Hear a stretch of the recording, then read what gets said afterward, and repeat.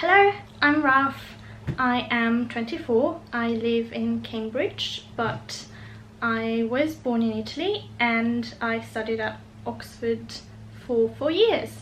And I'm a classicist, but apart from classics, I love reading anything, really, as long as it's good. So I also like to talk about books, and conversation is a bit scarce these days, especially because I'm self-isolating by myself. So I decided to talk about books to my camera, which has the advantage of never interrupting me with a yawn or a prayer or an exclamation. Trying to be funny there, don't do that again. Anyway, when the lockdown started, I was reading Virginia Woolf's Diaries, or a selection of her diaries, and it was such a lucky coincidence because so much of her diaries are about a feeling of alienation that she got when she had some of her mental breakdown. So she was forced to bed for weeks or even months at a time, and then some of it is also about the war period, and yeah, it's weirdly relatable right now, but I found the parts about her breakdowns especially useful to relate to right now. Especially there's this bit where she talks about how her mind becomes chrysalis during these times when she was forced to stay in bed and like do nothing and be and sort of put life on a pause. It was a great book to read when I did, and it's so good that sometimes I just open it to find strength. Like, I don't know, I guess some people do that with the Bible, but yeah, Virginia Woolf is my Bible now. I haven't really read Henry V or other Shakespeare tragedies since the beginning of the lockdown, but actually I have been watching them on the internet. You can find some of them for free on YouTube, and I think the Globe is putting them on their YouTube channel.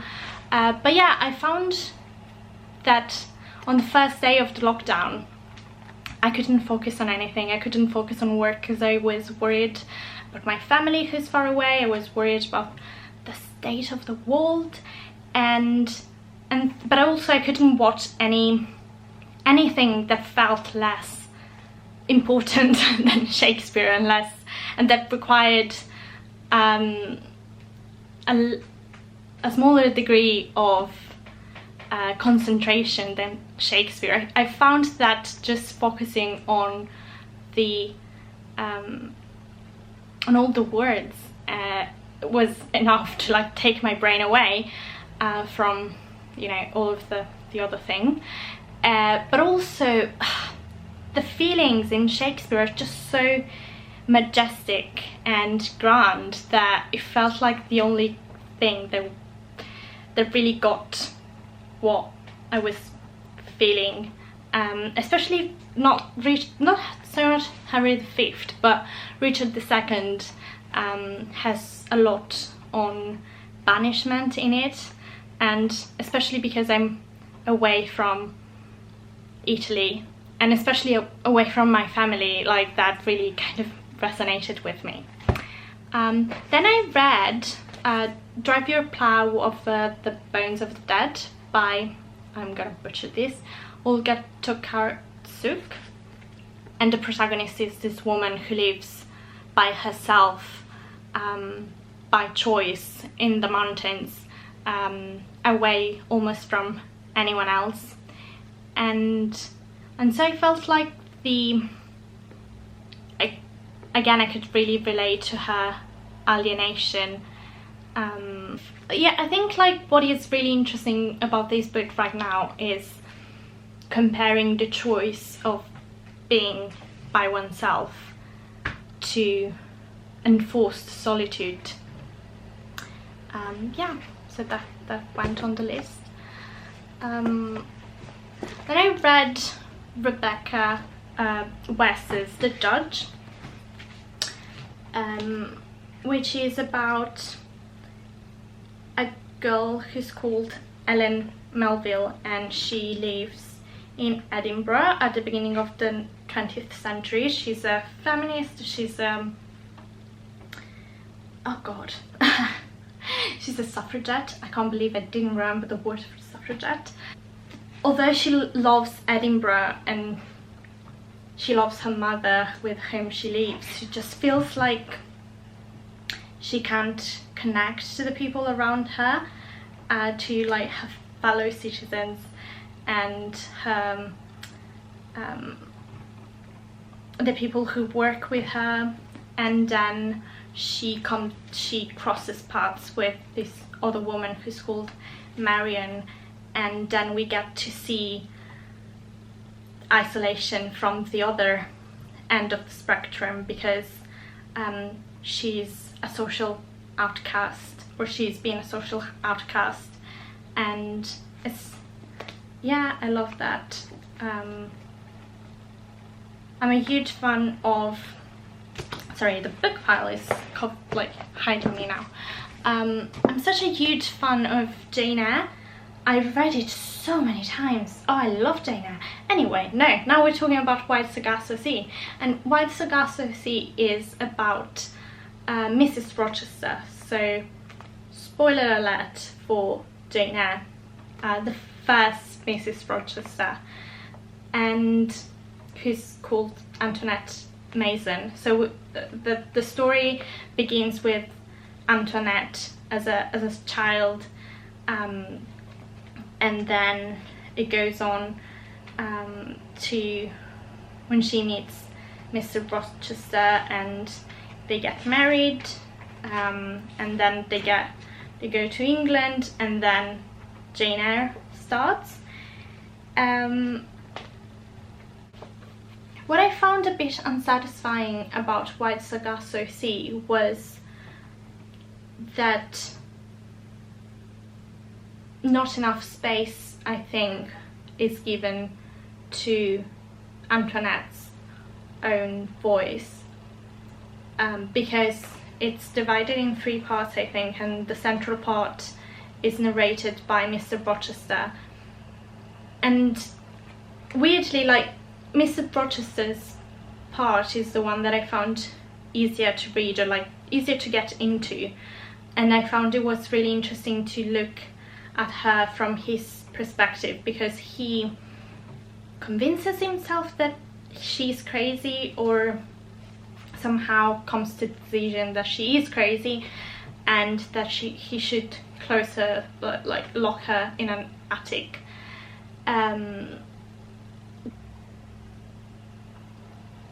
I think that's partly intentional, and that the way you can't really follow Antoinette's decisions and like her life contributes to that sense of displacement. Yes, displacement is what I mean. But on the other hand, I really wanted to know more. Like, we get to know, to see bits of her story, and I feel like, because this is her book, like, she just deserved more space, and she deserved to just pick more. So really great book, great feminist fiction, but also I wanted more. It's just such a tiny book. I wanted more.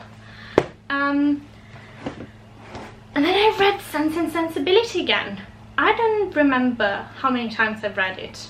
I think this is only the 2nd time in English, but it must be something like the 5th time. No, that's definitely not the 5th time, like the 10th time.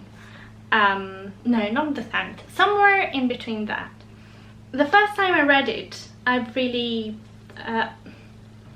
identified with Marianne Dashwood, and that's because I was 12 and very romantic.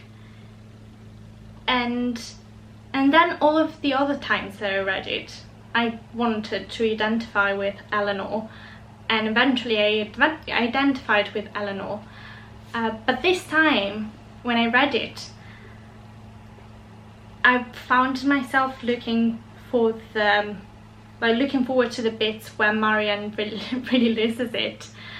And I think like we are used to see Eleanor as the right sister, and Marianne is just wrong, and the morale of the book is that by the end of it, Eleanor has won and Marianne has changed her ways. But actually that's not true. I think I think I only realized this time how Eleanor is actually changed as well by the end of the book, especially the bit with Willoughby. And by the end of the book, both Mrs. Dashwood and Marianne have a worse opinion of Willoughby than Eleanor does. And the only reason Eleanor has kind of changed her mind a bit about Willoughby is that he's handsome and that he can speak with feeling, and that's amazing, because that's the reason that she didn't like him, or like that she had reservations about him in the first place, whereas that's the reason her mom and her sister used to like him. And I think, yeah, I've come to see more of like the complexity of this. But I don't think it is particularly about alienation, is it? Maybe it's just about the moaning and complaining and giving up to feeling a bit depressed. I just needed that. Yeah, so that's it for sorrow. My next video is going to be about the books that I have been reading which are not self-indulgent in just, you know, speaking to my feeling of alienation, but are actually you know, cheerful, uplifting books, because I'm reading those as well. And when I say I'm reading those, I mean I am reading one, because, you know, if you feel blue, just feel blue. You know, don't force yourself not to feel blue. So thank you so much for watching, and please let me know in the comments what kind of books you're reading, if you feel the same pull towards books that are about alienation, or about, you know, running in the English countryside crying. And let me know if you want me to chat about something slightly different from books like classics, which I guess is still about books, or Oxford or Cambridge, and, you know, being an international student, or Jane Austen, Greta Gerwig, coffee, Gilmore Girls, New York. I'm not really qualified to talk about New York, except that I am obsessed with it. And yeah, just, you know, let me know what you're interested in. And I'd like to say this was Mrs. Maisel, thank you and good night, but this is not Mrs. Maisel, and it's a little before 5 here, so I'm gonna say this is Raf, thank you and good evening. Bye.